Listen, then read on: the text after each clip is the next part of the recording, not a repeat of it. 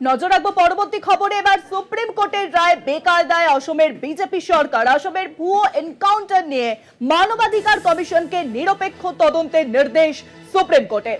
আসাম হাইকোর্টে এই আবেদন খারিজ হওয়ার পর সুপ্রিম কোর্টের দ্বারস্থ হয় আবেদনকারী।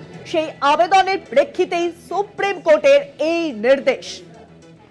আর এই বিষয়ে আরো বিস্তারিত আলোচনা করব। নিউজরুমে এখন সঙ্গে রয়েছেন আমাদের প্রতিনিধি পীযূষ কান্তিলাল। পীযূষ দা, দেখো, আরিফ ইয়াসিন নামে এক আইনজীবী প্রথমে গৌহাটি হাইকোর্টে একটি মামলা করেন। সেই মামলায় তার অভিযোগ হচ্ছে অসমের বিজেপি সরকারের পুলিশ 171টি ভুয়ো এনকাউন্টার করেছে, যা নাকি মানবাধিকার লঙ্ঘিত হয়েছে।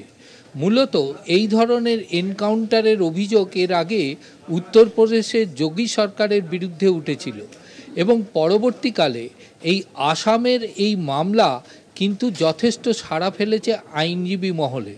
মূলত তার অভিযোগ হচ্ছে 2021 থেকে 2022 এই এক বছরের মধ্যে অসমে প্রায় 171টি ভুয়ো এনকাউন্টার হয়েছে এবং এই এনকাউন্টারে যে অসম পুলিশ এই এনকাউন্টার করেছে। এই রিট আবেদনটি যখন গৌহাটি হাইকোর্টে করা হয়, গৌহাটি হাইকোর্ট শুনানির পর তার সেই আবেদন খারিজ করে দেয়।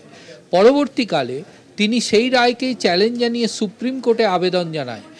সুপ্রিম কোর্টের বিচারপতি সূর্যকান্তের কাছে এই আবেদনপত্রটি যখন আসে, তিনি এই পর্যবেক্ষণ করে তিনি মন্তব্য করেন, এই 171টির মধ্যে যদি একটি এনকাউন্টারও ভুয়ো হয়ে থাকে তাহলে সেটি সংবিধান বিরোধী।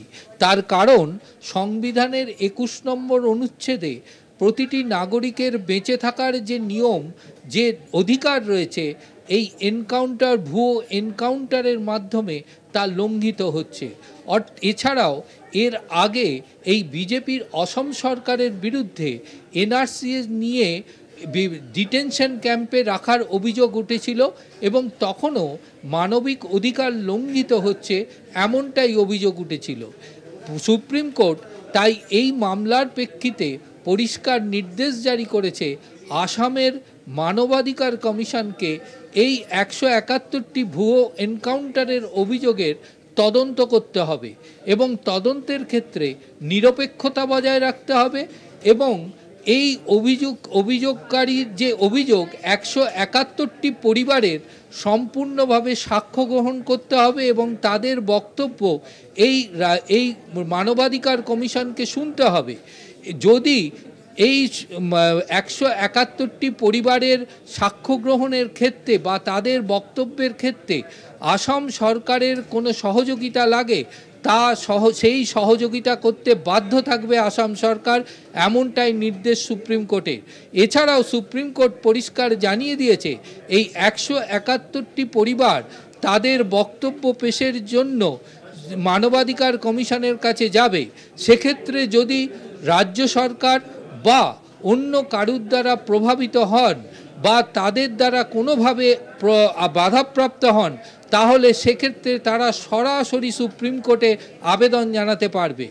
আইনজ্ঞ মহলের মতে 2026 নির্বাচনের আগে সুপ্রিম কোর্টের এই রায় যথেষ্ট গুরুত্বপূর্ণ এবং বিরোধীরা যখন রাজনৈতিকভাবে প্রচার চালাবে তখন সুপ্রিম কোর্টের এই রায়কে তুলে ধরেই মানবাধিকার লঙ্ঘনের বিষয়টি তুলে ধরবেন বলে মত আইনজীবীর মহলে।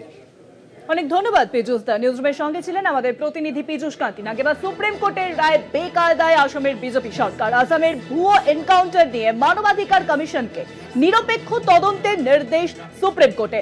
আসাম হাইকোর্টে এই আবেদন খারিজ হওয়ার পর সুপ্রিম কোর্টের দ্বারস্থ হয় আবেদনকারীরা, আর সেই আবেদনের প্রেক্ষিতেই সুপ্রিম কোর্টের এই নির্দেশিকা।